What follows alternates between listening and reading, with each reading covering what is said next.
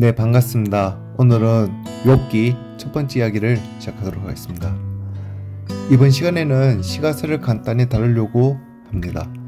시가서 중에 맨 먼저 우리가 볼 책은 욥기입니다. 욥기는 성도들이 혼자 보기에는 조금 어렵고 부담되는 책이에요. 그리고 대부분 설교하는 분도 1장, 2장만 설교하고 나머지는 전혀 설교하지 않죠. 그러니까 이 책을 봐도 알 수 없고 구절을 인용하는 분들도 잘못 인용하는 분들도 많아요. 이 책의 어려운 점은 누가 썼는지 모른다는 거예요. 누가 썼는지, 언제 썼는지 이런 것도 좀 어렵고 왜 썼는지는 어느 정도 알 수 있어요. 책을 보면 그렇게 의롭고 순전하고 정직하고 악에서 떠나고 하나님을 경외하고 흠이 없는 그런 사람에게 어떻게 이런 혹독한 고난이 올 수 있느냐? 의인의 고난 문제예요. 요즘 만약에 신학자들에게 의로운 사람에 대해서 논문을 쓰라고 하면 전문용어를 써서 재미 하나도 없겠을 거예요. 근데 이 책을 쓴 기자는 의인의 고난 문제를 아주 재미나게 썼어요. 마치 희극처럼 쓰고 있어요. 이 책의 장르를 굳이 구분한다면 꼭 희곡과 같이 쓰고 있어요. 프랑스의 대문호 비털 위고라는 사람이 욥기를 보고 이 책은 문학적 가치만으로도 인류 문학사에 비교할 어떤 작품이 없이 홀로 우뚝 서 있다, 이렇게 말할 정도로 욥기의 문학성에 대해서 극찬했어요. 근데 언제 썼냐 하는 게 중요한데 아무도 알 수 없고 짐작하기로는 포로 잡혀있는 그 기간, 그렇게 늦게 썼을 거라 봐요. 그러면 적어도 지금으로부터 2500년 전이죠. 그때 욥기와 같은 문학이 나왔다는 건데 이 책에 대단한 철학이 있고 과학적 철학이 있어요. 욥이 살았던 시대는 아브라함과 멀지 않은 시대예요. 지금으로부터 약 4000년 전 이야기예요.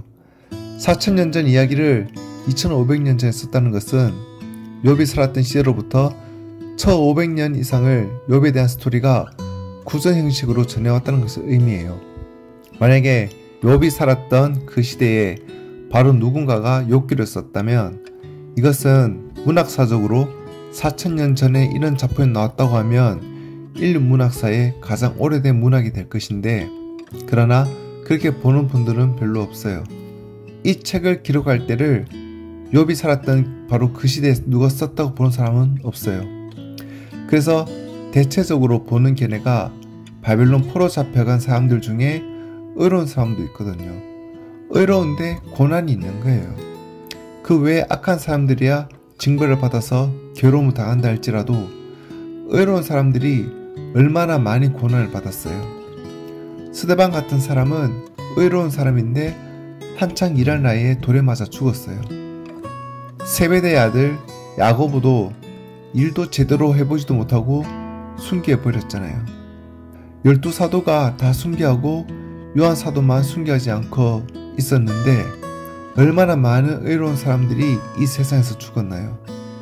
그래서 의인의 고난 문제를 다루고 요즘 신학자들에게 딱딱한 논문처럼 쓴 것이 아니라 희곡처럼 변론을 하고 논쟁을 하고 이렇게 하면서 그 문제를 풀어나가는, 일방적으로 쓰지 않고 계속 반론을 제기해 가면서 이렇게 사람들로 하여금 의인의 고난이 왜 올 수 있느냐 하는 것을 이야기하는 그런 책인데, 포로 시대로 본다면 어느 정도 납득이 돼요. 또 이 욥기에서 보이는 욥이 큰 고난이 크게 세 가지로 봐요. 첫 번째는 사람이 살아가다가 하루아침에 재물과 자녀를 잃어버리는 거예요. 재물이야 사람이 살아가다가 잃어버릴 수도 있긴 한데 자기 재산이 다 걸려있다면 큰 충격이죠. 일생 동안 뼈 빠지게 잠설쳐가면서 끌어모았는데 하루아침에 없어진다면 가슴 아픈 일이잖아요. 근데 더 기가 막힌 것은 자기 자녀를 잃어버린다는 거예요. 죽음의 길에 자녀를 앞세우는 것이 최고의 비극이잖아요. 이런 것이 다 비극 중의 비극인데 욥이 일단 재물을 잃어버린 시험과 자녀를 하루아침에 잃어버린다는 거예요. 그래도 하루아침에 그 많은 재산, 동방에서 큰 자인데 그것을 하루아침에 다 상실해버리고, 그리고 10남매 아들, 딸 하루아침 다 상실해버리고 우리가 정말 그리하고도 하나님 원망하지 않을 자신이 있을까 생각해요. 그 재산과 자녀들을 하루아침에 잃어버렸는데 정말 대단한 신앙이죠. 두 번째가 건강을 잃고 병들어 고통받는 거예요. 병 중에 좋은 병도 없지만 머리끝에서 발끝까지 악창이 생겨났는데 악창은 악한 창질이에요. 온과 비슷하죠. 오미란 피부병은 부드러운 살 쪽에 그늘진 곳에서 시작해서 나중에 점점 퍼져가는데 심하게 되면 피부가 없어져 버려요. 그리고 이게 가려워요.